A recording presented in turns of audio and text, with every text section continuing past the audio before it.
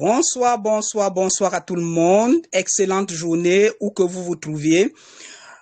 Nous sommes heureux de vous accueillir sur cette plateforme ce dimanche, une fois de plus, pour qu'ensemble nous puissions échanger.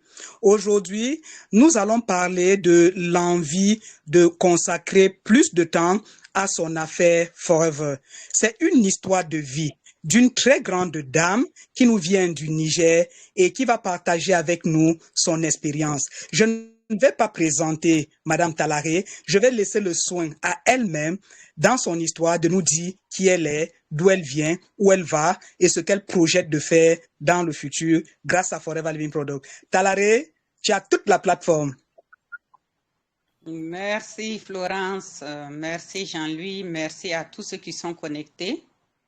C'est un réel plaisir pour moi de vous parler aujourd'hui de mon histoire avec Forever. Alors, mon histoire avec Forever, on la comprendrait mieux quand je vais me présenter un peu ma biographie pour arriver à ce qui m'a amené à Forever.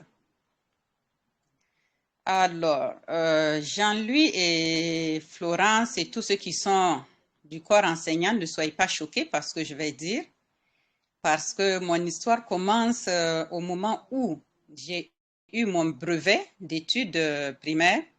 J'ai été orientée à l'école normale pour devenir institutrice, chose que j'ai déclinée. C'est pas que j'ai quelque chose contre les enseignants, mais juste que ce n'était pas réellement mon choix, parce qu'à l'époque, j'avais un faible pour les enfants. Et pour moi, être enseignant était synonyme d'avoir un cœur dur, d'être capable de chicoter, d'être capable de pincer l'oreille de l'enfant. Et j'ai dit non, ça, c'est pas pour moi. Donc, j'ai refusé d'aller à l'école normale. Et alors, je suis allée dans une école de formation en comptabilité et gestion. Et j'ai suivi les formations dans cette école pendant 3 ans jusqu'à arriver en terminale G2. Et pendant que je faisais cette formation, j'étais en train de chercher des stages pendant les vacances. J'essayais de trouver des petits boulots parce que je voulais être autonome financièrement, ne pas dépendre de mes parents. Bien que mon papa était fonctionnaire, ma mère n'était pas fonctionnaire, mais elle menait ses AGR et elle se débrouillait bien avec. Alors, pour moi, il fallait que je sois autonome à partir de ce moment-là. Et comme je ne suis pas allée à l'école normale, donc j'ai commencé à faire des petits boulots en plus de mes cours. Je tricotais des petits trucs que j'allais vendre dans les PMI pour les mamans. Pendant les vacances, j'allais remplacer un cuisinier dans une congrégation. Dans mon quartier, il y avait une maison de pères missionnaires et leur cuisinier allait un mois d'août pour son champ. Et je leur ai demandé, est-ce que je peux remplacer ce monsieur-là pendant son absence? Ils ont dit oui. Donc, je faisais ce travail de cuisinier aussi pendant les vacances, un mois, question d'avoir de l'argent. Et je faisais aussi des activités d'enquête. Quand il y avait des activités d'enquête, j'allais pour les enquêtes et je me faisais des petits sous, vraiment déterminée à être autonome. Et au-delà de tout ça, j'avais fait une pile de dossiers, une centaine de dossiers peut-être. Je faisais j'ai l'honneur et j'allais déposer partout, partout, partout. Parce que déjà avec mon brevet comptable, je me disais, ben, je peux trouver du boulot. Et si j'avais trouvé du boulot, je risquais de ne même pas continuer les études parce que je voulais être autonome. Alors, avec tous ces dossiers de j'ai l'honneur sur je ne sais combien de non rejetés, un jour, le sourire était venu à mes lèvres parce que j'ai été appelée par le consulat du Canada au Niger.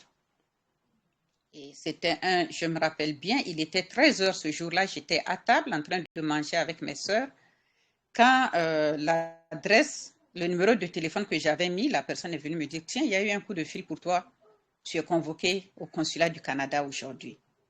Je n'avais même plus souvenance que j'ai déposé un dossier là-bas, tellement j'en ai distribué partout. J'ai couru à l'ambassade, ils m'ont dit, bon voilà, nous avons vu ton dossier, nous avons besoin d'un aide comptable, ton salaire va être 126 200. Je parle de 1989. Alors, un salaire de 126 000 à l'époque, ça représente beaucoup de centaines de milliers de francs aujourd'hui, vu la valeur que l'argent avait à l'époque. Je ne croyais pas avoir entendu. Et puis, j'ai redemandé à la personne, j'ai dit, excusez-moi, vous avez dit mon salaire, c'est combien? Et il m'a montré le contrat, il me dit, lis ton contrat et tu vas voir ton salaire et tu signes. Vous imaginez, j'étais aux anges parce que mes sœurs et mes frères qui ont fait des études de santé, une était laborantine, l'autre était sage-femme, avec leur expérience, personne n'avait encore 126 000 à l'époque. Et moi, de but en blanc, je trouve du boulot avec ce montant. C'était la joie. Alors, j'ai fait ce travail, mais la joie n'a pas duré trop longtemps, malheureusement.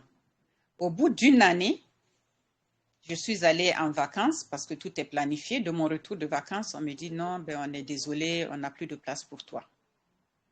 Bon, je vous épargne toute l'histoire, mais il y avait eu des pots de bananes.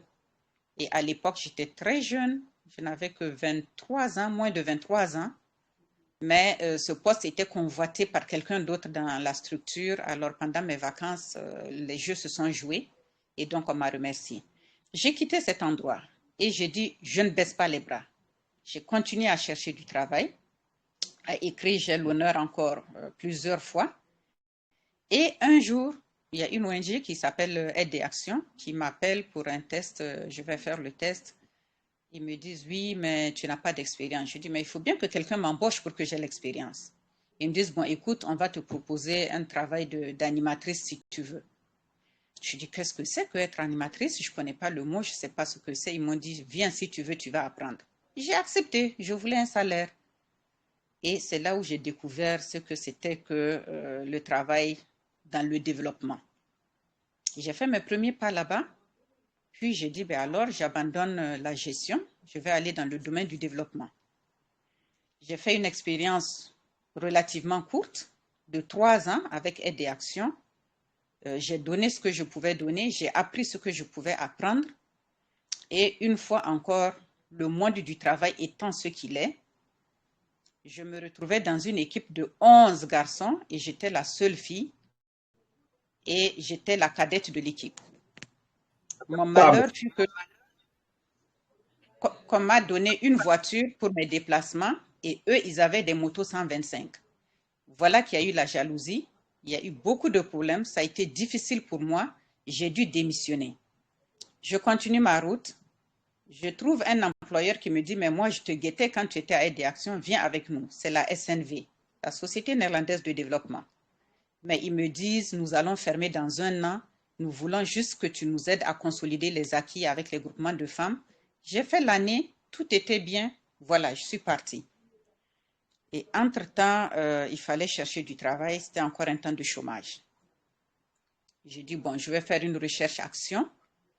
J'ai commencé à réfléchir par rapport à voir un peu comment aider des femmes d'une zone du Niger. À Makalondi, c'est des femmes gourmandiers, c'est mon ethnie. Je suis allée dans cette localité et le curé de la mission m'a dit, ah, mais madame, nous sommes contentes de vous voir venir ici. Les femmes ne sont pas instruites, il n'y a pas d'ONG, nous pouvons bien vous aider dans votre recherche-action. Et voilà une aventure qui commence. 2 ans après, c'est le bureau d'animation et de liaison pour le développement de la mission catholique qui me dit, écoute, nous voulons te recruter comme coordinatrice de programme dans notre structure. Je vais là, j'ai fait une très belle expérience avec eux. Pendant quelques années, j'ai beaucoup appris, j'ai beaucoup donné. Et comme j'étais aussi militante au sein de plusieurs associations, plusieurs mouvements associatifs, j'ai fait beaucoup d'activités qui les ont intéressés et j'ai rencontré des structures comme Endagraph, j'ai connu des structures comme le GRAP, le groupe de recherche d'appui à l'autopromotion du Burkina. Il y en a beaucoup. J'ai été dans des structures comme le CESAO, pour ceux qui connaissent. Dans mon pays, j'ai milité dans la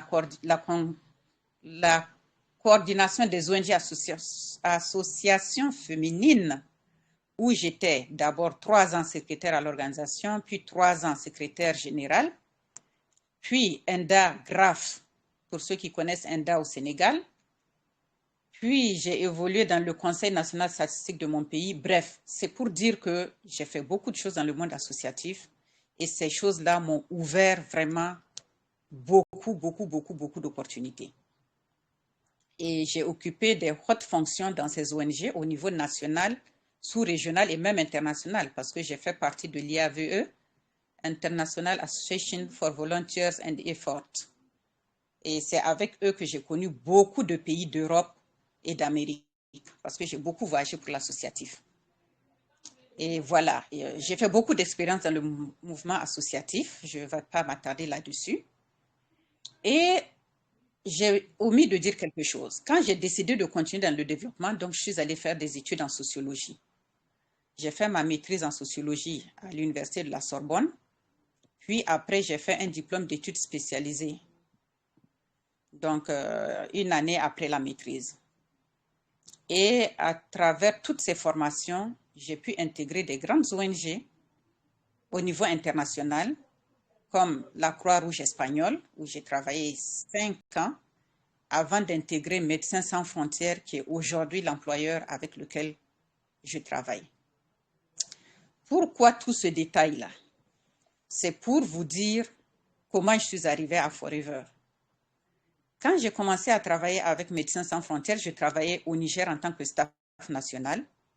Puis après, ils m'ont dit non, non, avec toute ton expérience, tu dois plutôt travailler à l'international.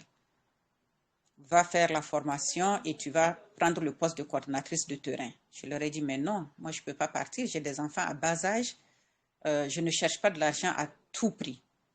Si je m'en vais laisser mes enfants tout petits, s'ils prennent le mauvais virage, tout ce que j'aurais cherché ne m'aura pas servi.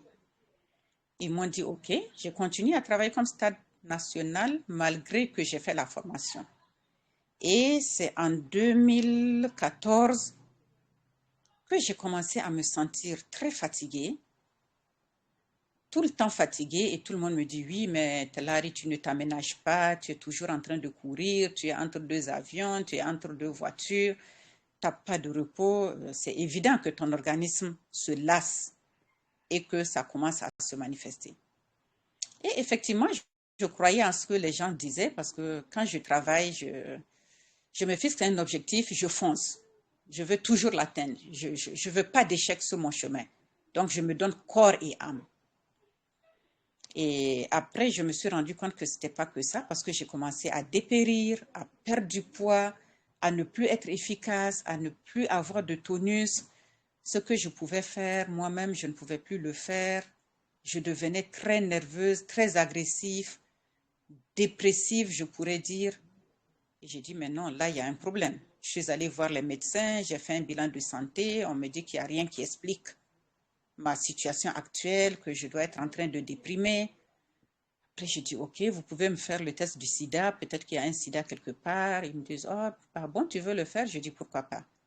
Je fais le test de sida, c'est négatif. Et je me dis, mais qu'est-ce qui m'arrive?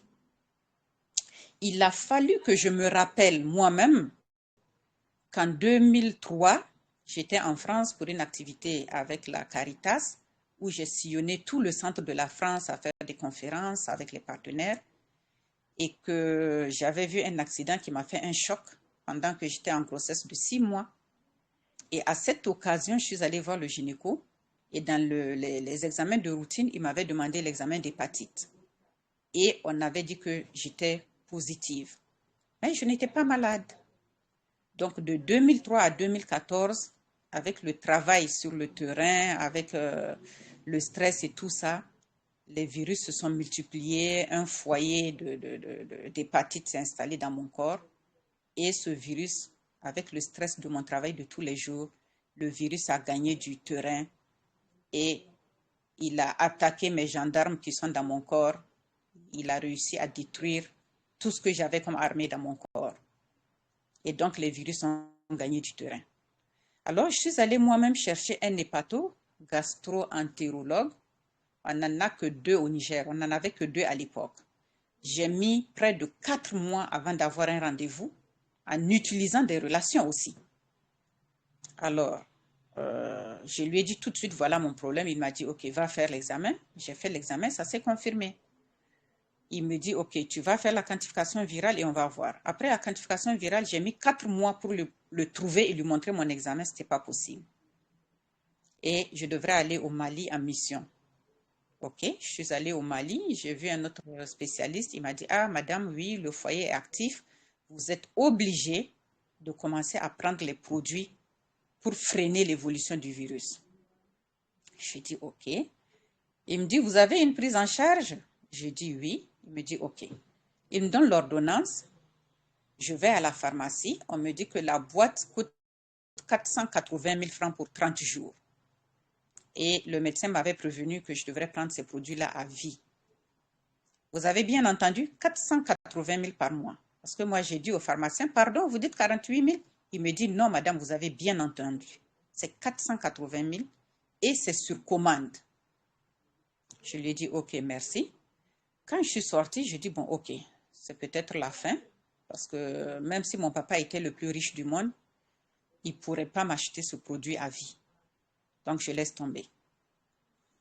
Dans mes recherches, on me dit, oui, au Burkina, je ne sais pas quel pays subventionne le Burkina, ils ont les produits en générique et la boîte fait 5 000 francs, mais il faut être burkinabé, sinon tu ne l'auras pas. J'ai utilisé mes relations, j'ai eu les produits. Comme d'habitude, moi-même pour consommer un paracétamol, s'il y a la notice, je la lis avant de consommer. Je sors la notice, elle avait la taille d'une table à manger de 6 places et les effets secondaires et toutes les maladies qui peuvent en découler. J'étais arrivée à 4 ou 5 quand j'ai décidé de ne plus lire la notice et j'ai dit, bon, je préfère mourir d'une seule maladie, qu'on sache que je suis morte de l'hépatite et ne pas créer d'autres soucis. J'ai jeté ces produits et j'ai commencé à chercher la pharmacopée. On me donnait des tisanes, des plantes, mais rien ne changeait. Et un jour, j'ai dit, mais tiens, j'ai entendu parler d'aloe vera en 1998. J'ai même commencé à acheter, mais c'était très cher à l'époque. Et je suis allée voir mon neveu qui était dans le circuit. Je lui ai dit, est-ce que vous avez quelque chose pour l'hépatite? Il m'a dit, je ne m'y connais pas bien, viens voir mon parrain. Le parrain, il me dit, oui, nous avons quelque chose. Nous avons d'ailleurs même des personnes qui peuvent témoigner, qui ont consommé et qui ont eu satisfaction. Je dis, OK, je dois prendre les produits pendant combien de temps? Il me dit, bon, quand même 36 mois. Il faut te préparer pour 36 mois. Ça peut être moins que ça, mais à 36 mois de consommation, tu seras certainement bien. Parce qu'il avait vu mon état qui était vraiment pas du tout bien. Et j'ai dit, bon, entre le traitement à vie et 3 ans, et en plus, j'ai pris soin de lui demander, est-ce que je vais vraiment guérir? Est-ce que je vais évacuer ces virus? Il m'a dit, non.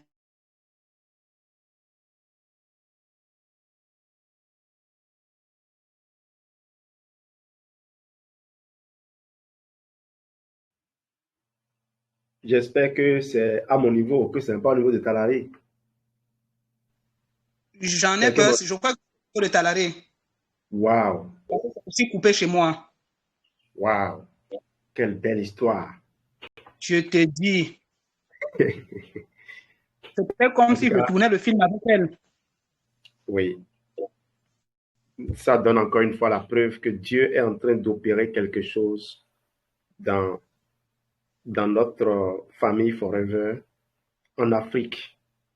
Parce que de plus en plus, je me, je me convainc, je renforce ma conviction que nous ne sommes pas en train de faire du business, nous sommes en train de travailler à sauver des vies. Regardez la riche expérience, le nombre de voyages que Talari a eu à faire. Qui, même si tu es milliardaire, qui peut avoir la paix pour consommer combien? 480 000 francs par mois. Et il faut encore se déplacer pour aller chercher. Il faut faire une commande anticipée, s'assurer qu'il n'y aura pas de rupture. Parce qu'aucun pharmacien ne va s'approvisionner rien que pour vous. Il n'a même pas confiance. Je suis... Bonne arrivée, bon retour au cancer. Merci beaucoup. Merci. Désolée, hein, les aléas de l'Internet. Donc, je disais, on me dit que la médecine, les produits de la médecine, c'est juste pour bloquer l'évolution des virus. Il ne va Allô, grand pas frère Talari, aider. tu as coupé la vidéo. Ah, autant pour moi. Ça va? Merci. Oui, super. Merci. Alors, je disais, s'il faut les prendre juste pour bloquer l'évolution des virus, il ne va pas les tuer, il ne va pas me permettre de me sentir mieux. Est-ce que c'est vraiment nécessaire de m'intoxiquer en plus? Mais du côté des produits de Forever, on m'a donné des témoignages des personnes qui ont consommé, qui ont pu éliminer les virus, qui se sont sentis bien, qui ont retrouvé la forme et qui ont recommencé à vivre. J'ai dit, bon, ben, j'y vais. J'ai demandé ce qu'il me faut. La première combinaison me revenait à environ moins de 2 points caisse.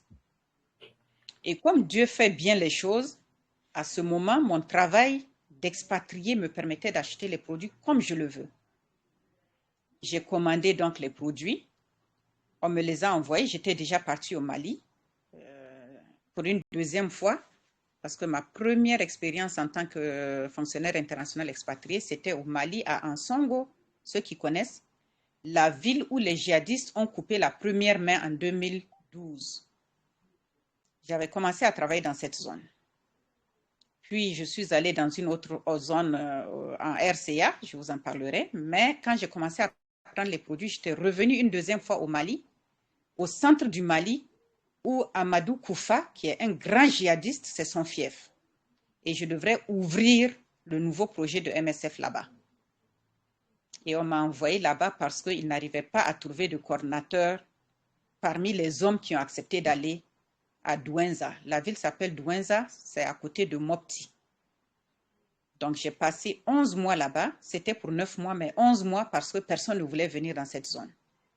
Alors, je prenais les produits là-bas et j'étais encore dans un milieu assez stressant. Mais quand j'ai reçu les produits, la première semaine, je m'en souviens comme si c'était hier, tellement que ça m'a fait du bien. C'était à l'époque de Aloe To Go, pour ceux qui l'ont connu. Les petits sachets là, de 120 millilitres, je crois. Et j'avais pris le Vital 5, tout ce qui composait le Vital 5 avec le Aloe To Go. Et le lithium, de l'Imu Blend, c'était les premières choses que j'avais eues. Et j'avais aussi de l'activator parce que j'avais aussi des soucis avec mes yeux et tout ce qui s'ensuit. Et comme je faisais beaucoup d'insomnie, quand j'ai commencé à prendre les produits, la première nuit, j'ai pris le Pomestine Power, le bidon jaune, en grande quantité. Cette nuit, j'ai dormi comme un bébé, les poings fermés. Parce qu'avant, je dormais tard et je me réveillais très tôt, toujours fatiguée, épuisée. Ce jour-là, j'ai dormi comme un bébé. Le matin, je me suis réveillée. J'ai regardé mon visage au miroir. Je ne me reconnaissais pas. J'ai dit, ça, c'est super. J'ai appelé le parrain. Je lui ai dit, alors, au lieu de prendre ce que tu m'as donné en 1 mois, est-ce que je peux le prendre en 15 jours? Parce que le bien que ça m'a fait, et comme tu m'as dit que ce n'est pas chimique, qu'il n'y a pas d'overdose, est-ce qu'en prenant plus, je peux avoir meilleure satisfaction? Il m'a dit, mais si vous pouvez vous le permettre, pourquoi pas? C'est ce que j'ai fait. Parce qu'au bureau, j'étais arrivée au stade où, quand j'arrive, je ferme mon bureau à clé et je me couche sur mon bureau, je dors. Il ne faut pas que le staff me surprenne en train de dormir. Quand on va dire, ah, le chef même dort dans son bureau, qu'est-ce que je vais dire aux autres? C'était ça que je vivais. Et quand j'ai commencé à prendre ces produits, je suis devenue une nouvelle personne. Mes collègues ont commencé à me dire, ah, mais Charlie Tango, on s'appelle par des noms de radio à MSF. On est organisé comme dans l'armée. Donc, Charlie Tango, c'est Charlie, ça veut dire coordinatrice. T, c'est terrain. Donc, le nom de radio, c'est Charlie Tango. Ils me disent, ah, mais Charlie Tango, tu es en train de, ton visage est en train de changer, tu retrouves du tonus, tu es plus en forme, qu'est-ce qui se passe? Et je leur ai dit, oui, mais dans la vie, il y a des moments comme ça où on n'est pas bien, il y a des moments où on se sent bien, et puis voilà, ça commence à changer pour moi. Et ça m'encourageait de les entendre dire ça. Quand j'ai pris ces produits, avant de les prendre, j'avais fait la quantification virale. D'où le médecin du Mali m'avait dit, il n'y a rien à faire si tu ne prends pas les produits contre l'hépatite, ça va te mettre au tapis très bientôt.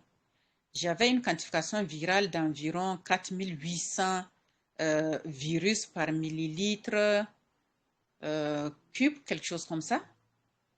Et quand j'ai pris les produits Forever, avant même de faire le contrôle, je commençais à me sentir bien, je retrouvais l'appétit, je retrouvais la joie de vivre. Je devenais une autre personne. Au bout d'un an ou peut-être moins, j'étais pressée de faire le test. Je suis allée faire le test de la quantification. On envoie en France pour faire le test et les résultats reviennent presque un mois après. J'avais hâte de voir les résultats.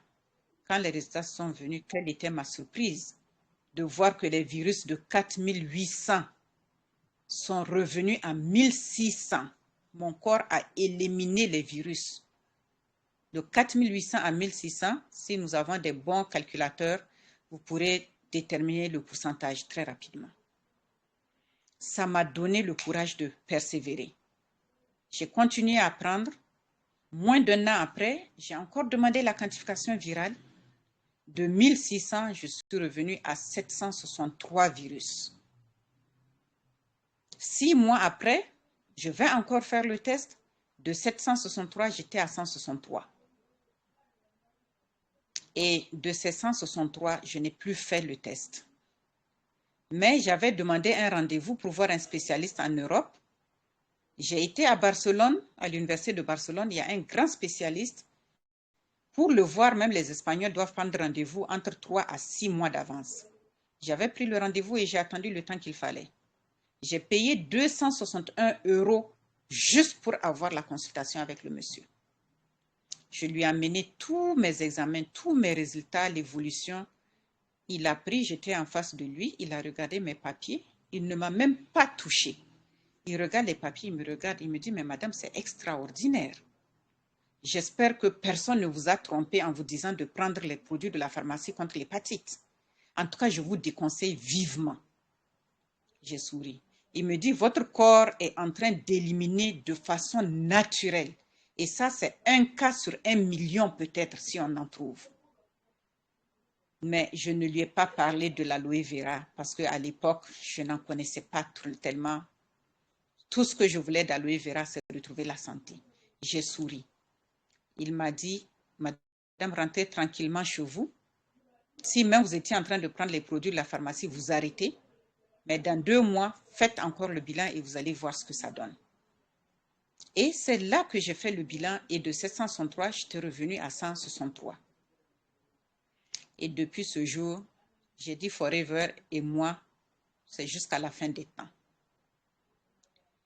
Et je continue à consommer.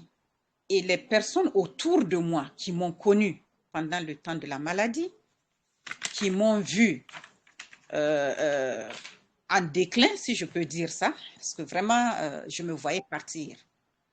Je ne pensais pas que je serais là aujourd'hui en train de vous parler de la manière dont j'ai souffert de cette maladie et je me voyais mourir à petit feu. Donc, ces gens qui m'ont vu remonter la pente, ces gens qui m'ont vu retrouver le sourire, m'ont demandé qu'as-tu fait? Quelle solution as-tu trouvé? Et j'ai commencé à dire à qui voulait m'entendre que c'était l'aloe vera. D'aucuns ont cru, d'autres ne m'ont pas cru. Quand j'allais faire mes examens, mes bilans de santé, à 2 reprises, le spécialiste qui me faisait l'échographie du foie, c'est 2 personnes différentes. Il me disait, mais madame, vous avez un foie tout neuf, on dirait le foie d'un nouveau-né. Mais c'est impressionnant. Je souris, j'ai dit, c'est l'aloe vera. Comme vous pouvez vous y attendre, ils sourient et ils disent, oui, vous êtes libre de croire que c'est l'aloe vera. Je dis, je crois fortement et je voudrais vous convaincre que c'est ça. Si vous avez le temps de m'écouter, vous allez vous rendre à l'évidence que c'est l'aloe vera. Mais bon, ils me disent, non, je n'ai pas le temps, il y a d'autres malades qui attendent dehors. J'essaie de prendre rendez-vous, mais ils ne veulent jamais en entendre parler. Donc, au mois d'août, j'ai fait un bilan de santé quand je suis rentrée de la RCA et l'échographe m'a encore dit la même chose. Le médecin qui m'a prise en charge, il me dit, mais madame, c'est difficile de trouver des femmes de votre âge avec un bilan de santé tel quel. Nous n'avons rien à vous dire. Même pas de cholestérol, pas de diabète, pas d'hypertension, rien, rien, en dehors de votre hypotension connue, dont vous n'êtes pas malade, que quand vous êtes fatigué. Il me dit, c'est impressionnant. Il dit, en plus, votre âge, si vous ne m'aviez pas dit ça vous-même, je ne vous aurais pas donné votre âge. Je lui dis, ok, vous êtes le bienvenu à Forever. J'ai commencé à l'inviter. Je n'ai pas pu encore l'attraper, mais je suis avec lui. Donc, ceux qui m'ont cru ont commencé à acheter les produits. Moi, j'en consommais, des gens ont acheté. Et c'est comme ça que je suis passée au grade de manager en une année, sans savoir en quoi consistait le business de Forever. J'ai consommé, j'ai vendu, j'ai offert à des gens autour de moi qui en souffraient, qui ont consommé aussi pour retrouver le sourire. Mais mon réseau, il était petit, mais les gens achetaient. Mais comme je ne m'y connaissais pas dans le principe de Forever, mon parrain non plus n'avait pas le temps pour m'encadrer parce qu'il faisait occasionnellement l'activité et ce n'était pas mon objectif. C'est comme ça que je me retrouve aujourd'hui à être un manager en reconstruction. Alors, pourquoi je suis devenue manager en reconstruction? Parce que j'ai trouvé satisfaction avec Forever. Vous avez entendu comment je suis arrivée, la satisfaction que j'ai eue. J'ai consommé, j'ai retrouvé la santé, j'ai revitalisé tous mes organes, j'ai retrouvé ma force, j'ai retrouvé les kilos perdus, j'ai retrouvé le sourire, la joie de vivre. Et voilà. Aujourd'hui, pourquoi au-delà de tout ça, de la consommation de Forever, j'ai décidé de faire le business? Parce que tous ces gens qui ont consommé à cause de moi ont trouvé aussi la satisfaction. Et un jour, je me retrouvais à avoir des bonus. Puis j'ai commencé à dire, mais j'ai des bonus, comment ça se fait-il? Comment ça se fait? D'où est-ce que ça vient? Je suis allée voir un de mes grands-parrains. Il m'a dit, oui, mais tu as consommé, tu as amené des gens qui ont consommé et Forever est en train de te remercier pour ce travail que tu as fait. Et je me retrouvais à avoir souvent des bonus qui correspondaient à mon salaire que j'avais en tant que staff national avant d'aller en expatriation. Je dis, mais c'est intéressant ça. Et j'ai dit, bon, je vais commencer à suivre les formations, à apprendre un peu plus, à savoir comment ça se fait. Et dans les formations, j'ai commencé à voir que des gens ne vivent que de Forever, que des gens gagnent plusieurs millions. Mais voilà, il faut se former, il faut apprendre ci, il faut apprendre ça. Et moi, je suis employée.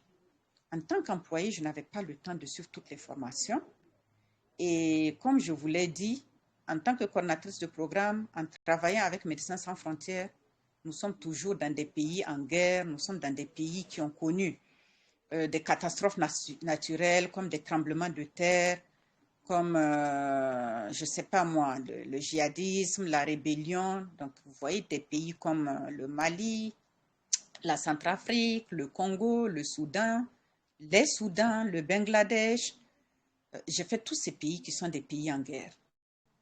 Et à chaque fois, quand j'allais en tant que coordinatrice de projet, j'avais la responsabilité du fonctionnement du projet sur le plan médical. Vous me direz, mais elle n'est pas médicale, bien sûr. Mais l'organisation de MSF, les coordinateurs terrain ne sont pas forcément des médicaux. Et en plus de ça, je suis responsable de la sécurité de toute l'équipe, du matériel, des biens.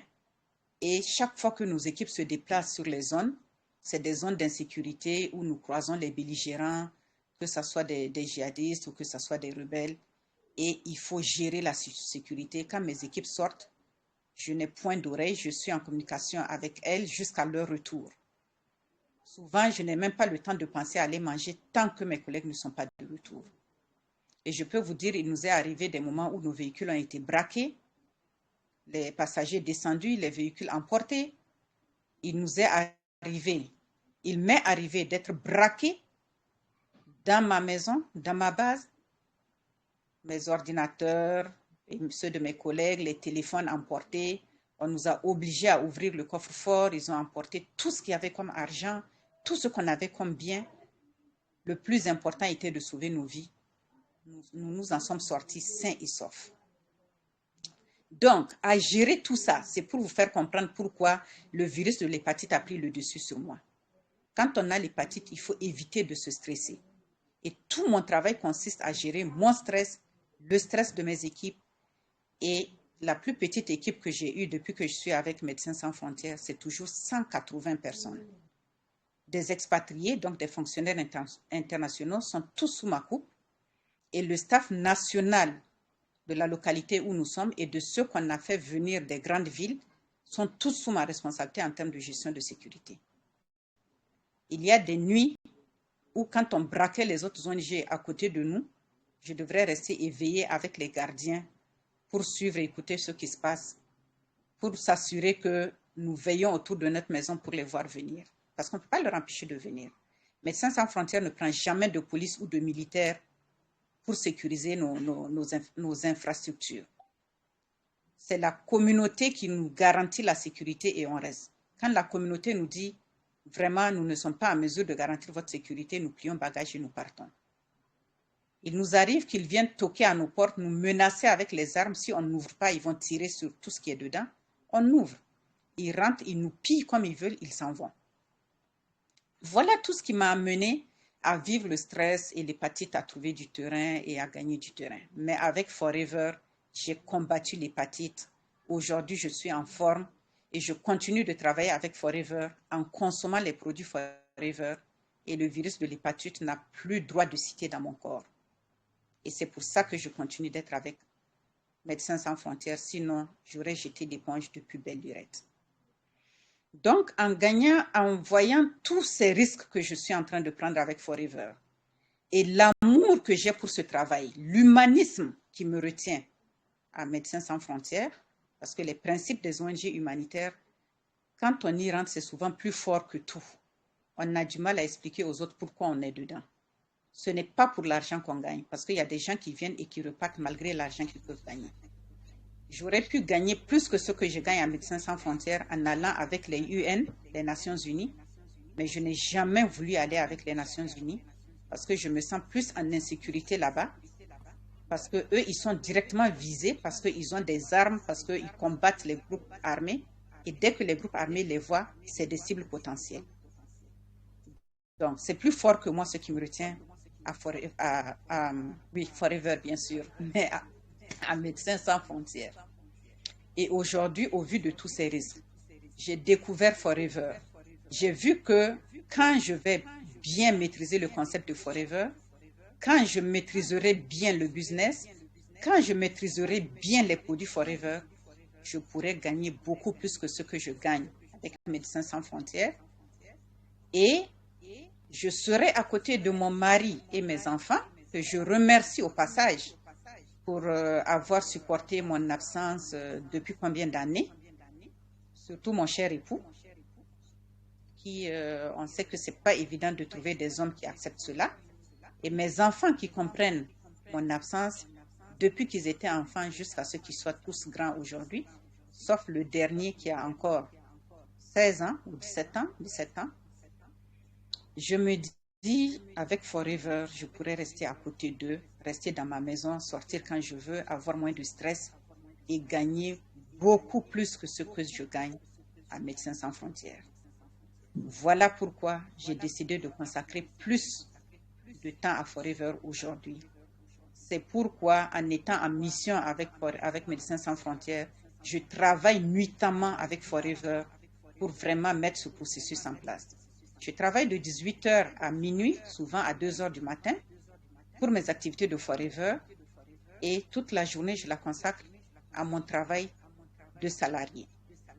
Et avec ça, je peux vous dire sans confidence que depuis près d'1 an, je me retrouve à gagner un bonus que je n'ai jamais gagné comme salaire depuis plusieurs dizaines d'années que je travaillais en tant que staff national. Aujourd'hui, mon bonus tourne entre 700 et 900 000 francs par mois en ne travaillant que la nuit. Imaginez quand je vais consacrer tout mon temps à faire que Forever. Je pourrais gagner 10, 20, 30 fois ce que je suis en train de gagner. Et c'est ça mon objectif.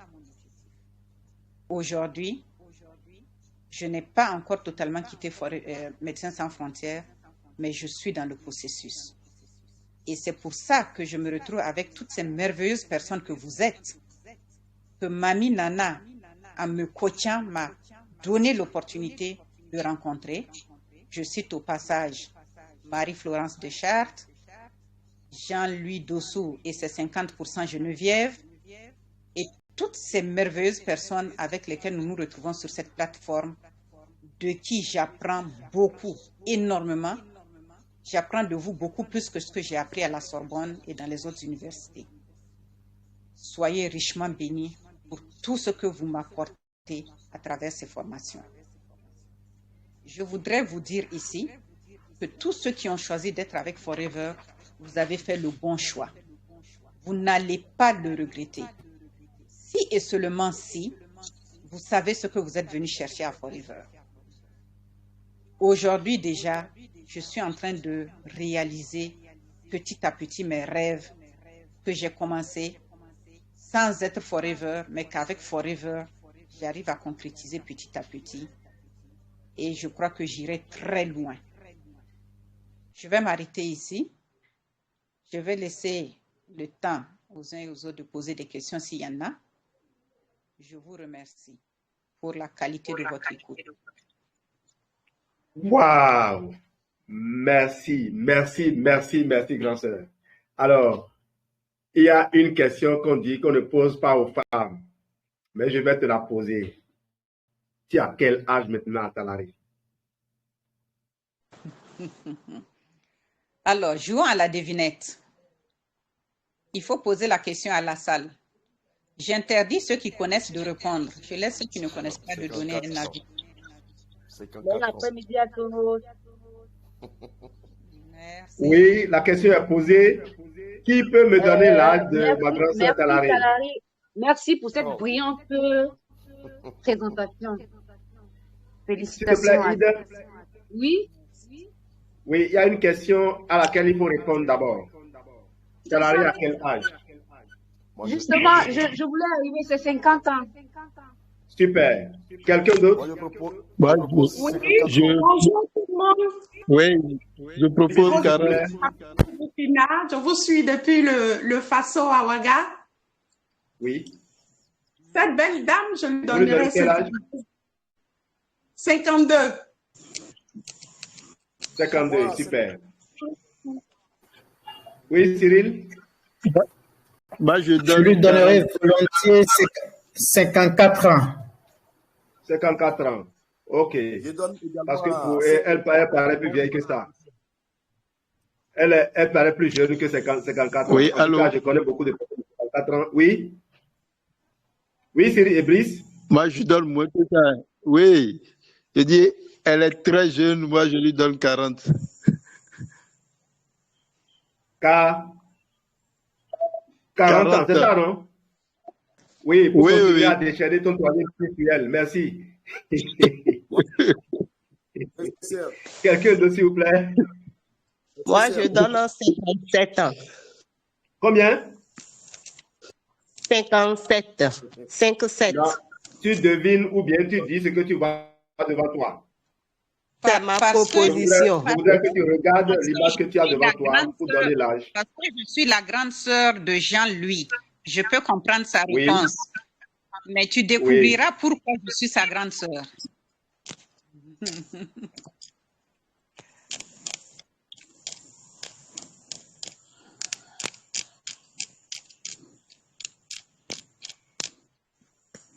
Claude C'est Deschamps,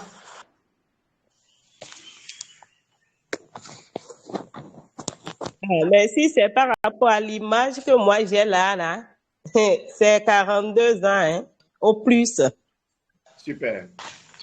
Florence, 50, merci. Jacqueline.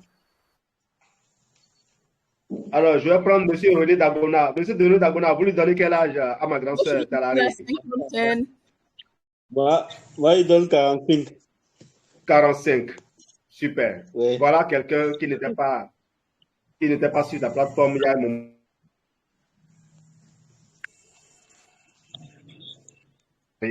Merci Talari. Tu peux donner la réponse maintenant.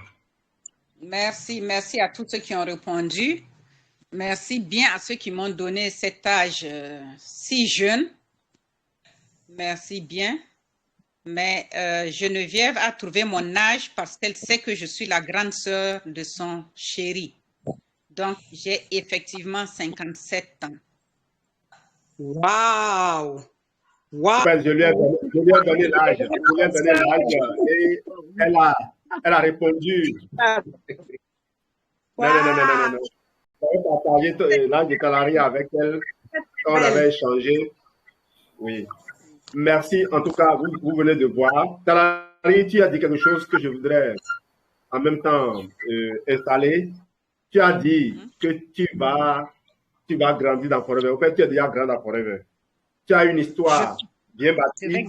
Tu n'as plus de compétences. Ce que je te demande, c'est d'aller voir les gens, n'importe qui. Tu vois le président du Niger, tu le vois, tu lui dis, mon ami, j'ai une histoire à te raconter qui peut changer ta vision du monde dès maintenant. Si le président de la République du Bénin, Patrice Talon, connaissait les bienfaits des produits Forever, il aurait réussi sa mission depuis longtemps. Parce que je vois combien on se bat, on met l'argent dans les hôpitaux, alors qu'on a juste besoin de dire aux gens, disciplinez-vous, investissez juste une partie, 25 000 francs. Florence l'a dit hier. Investissez 25 000 francs dans les compléments alimentaires. Réinvestissez toute la richesse que le pays vous a donnée dans le pays. Béatrice nous a encouragé à rester sur place. Béatrice nous a dit, en Belgique là-bas, là, eux, ils cherchent les moyens de revenir. Ce n'est pas facile. Payer 4 bananes à 4 500 ou 3 bananes à 4 500. Payer 200 000 francs de facture d'eau par mois. Payer de l'argent pour les traiter alors qu'on a fait son installation solaire. Les gens n'ont qu'à rester sur place, consommer les compléments alimentaires et développer les entreprises. Nous avons des entrepreneurs ici, sur la plateforme. Ils ne sont pas forcément à Forever, mais ils ont vu comment les produits Forever peuvent booster leur activité. On a eu le témoignage de M. Dagona la dernière fois. Donc voilà ce que tu vas faire. Reviens t'installer, s'il te plaît, au Niger. Demande à mes affaires de trouver quelqu'un d'autre. Et puis, ne regarde pas l'argent. Tu as déjà l'argent. Tu as déjà tout l'argent dont tu as besoin. L'argent, c'est toi-même, d'ailleurs. La richesse qui est en toi, tu l'as. Regarde ces enfants que tu prends en charge aujourd'hui et les nombreux autres enfants qui ont besoin de toi pour rester sur place, pour prendre le meilleur. C'est de ça qu'on a besoin. Ouvrons l'esprit de la jeunesse, de l'enfance, et l'Afrique va occuper sa position. Béatrice nous a averti que là-bas, là, eux, ils sont vieux. C'est pourquoi les hommes vont avec les hommes, les femmes vont avec les femmes. Ici, nous avons de la jeunesse qui est distraite, la jeunesse qui n'a pas confiance en elle, la jeunesse qui est en train de courir forcément en politique, ou ils ne sont même pas en politique, ils sont dans des petits groupes bizarres où on ne leur apprend rien de sérieux. La jeunesse qui est exploitée par l'Église, qui sont dans des petits groupes en train de prier, de crier tout le temps, au lieu de regarder comment on se prend en charge, comment on fait face aux difficultés de la vie, comment on surmonte cela, comment on identifie les vrais chemins. Vous voyez, ce médecin que tu invites à venir écouter ton histoire et qui prétend n'avoir pas le temps, il a tout le temps pour aller étudier les principes actifs d'un médicament ou bien, comment je peux dire la chose, aller suivre des séminaires pendant des jours où il va faire la promotion d'un médicament qui, 2 ans après, va se révéler être un médicament qui tue beaucoup de gens, qu'on va retirer du marché. Et on va encore l'inviter à aller suivre d'autres. Il sera dedans. Il est prisonnier. Évitons cela à nos enfants. Montrons à nos enfants très tôt le chemin du bonheur. Merci. Oui, Jean-Louis Atassu, je veux dire merci à Talari. Un merci qui ne va jamais finir parce que tu as impacté nos vies ce soir. Tu nous as ouvert les yeux. La plus grande leçon que moi j'ai tirée personnellement de ton histoire, c'est que nous sommes responsables de notre santé. Nous sommes responsables et prenons de bonnes décisions pour notre santé. Parce que malgré tout ce que tu as eu comme résultat, qui s'affiche, qui sont des preuves, même le médecin qui te suivait n'a pas voulu connaître l'histoire, l'expérience, c'est ce qui a pu t'aider. Donc, tu étais alors responsable de ta santé. J'ai pris bonne note. On est sur le chemin. Merci beaucoup. Merci à toi. Reste béni pour nous inspirer. Amen. Merci. Bonsoir Talaré, bonsoir à tout le monde. Merci Bonsoir, encore. Mami Flo. Merci pour ce beau témoignage, Talaré. J'étais loin de m'attendre à cela. Et ça renforce la conviction que on ne s'est pas trompé et qu'on ne doit pas baisser les bras. On doit continuer à sensibiliser autour de nous pour que les gens prennent conscience de ce que les produits Forever peuvent leur apporter et de ce que Business Forever peut également nous libérer de certaines contraintes. Merci pour tout. Sois richement béni. Merci, Florence. Allô? Oui. Merci, infiniment merci à Grande Sœur Talaré. Vraiment, je m'en voudrais de ne pas remercier après avoir écouté une histoire vraiment remplie d'émotions et vraiment une volonté de faire, d'aller de l'avant et de trouver une solution à la santé. Ce que je retiens, c'est que les produits sont vraiment merveilleux et formidables et il ne faudrait pas qu'on se fatigue d'en parler, qu'on oublie ceux qui n'y croient pas et qu'on continue notre route. Nous avons la solution pour rester en bonne santé. Ne l'oublions pas, ne banalisons pas ça. Merci beaucoup. Merci, Brice. Au fait, ce n'est pas que les gens ne croient pas. Hein. Les gens ne comprennent pas. Ils sont prisonniers et notre travail, c'est d'être assez patient pour aider.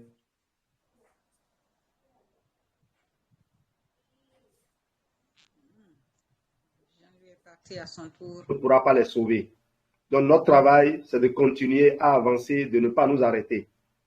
En tout cas, on va faire beaucoup de formations où on va édifier les gens sur ce que nous sommes en train de faire. Ce n'est pas de la vente. Talaré n'a fait que raconter, en tout cas, pour qui connaît le Nigérien, en tout cas, pour tous les Nigériens que j'ai connus jusqu'à aujourd'hui, pour qui connaît le Nigérien, c'est quelqu'un qui est sincère. Il ne s'attache pas à quelque chose en laquelle il n'a pas foi. Et puis, celui qui essaie aujourd'hui de gagner de l'argent en mentant, il n'a qu'à lire le livre des Proverbes, il comprendra qu'il a en train de perdre son temps. Merci, Jean-Louis. Oui.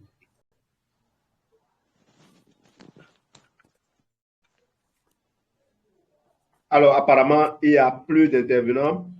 Talaré, on va te redonner la parole pour que tu conclues ce beau témoignage.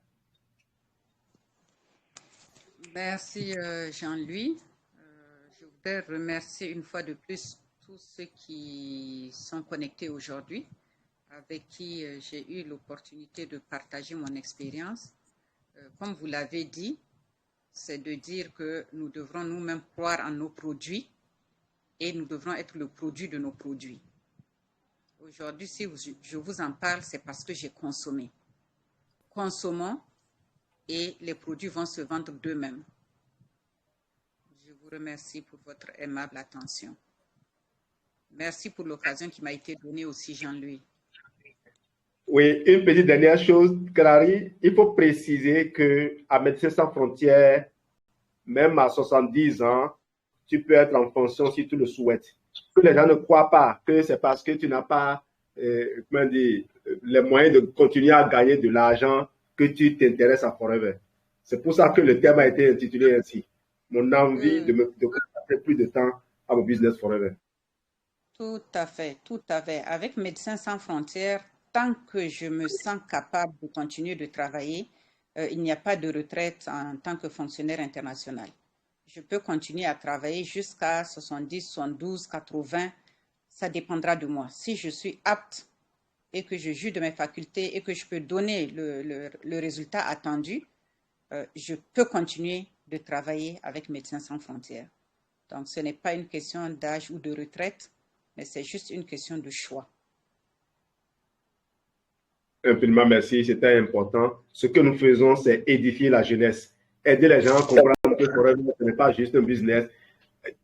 Et puis, arrêtez de vous faire distraire par les plaisanteries. Souvent, je dis, il y a trop de distractions pour la jeunesse africaine parce que nos aînés n'ont pas eu la chance de vite découvrir le marketing de réseau, de l'étudier, d'apprécier ce que c'est pour le recommander. Je connais beaucoup de personnes qui déconseillent aux enfants, aux jeunes, de s'engager dans le marketing de réseau. Quelle erreur! Est-ce que ces gens, Dieu va leur pardonner un jour leur péché? Merci. Excellente suite de journée à vous. Bye bye donc. Bye bye. Merci.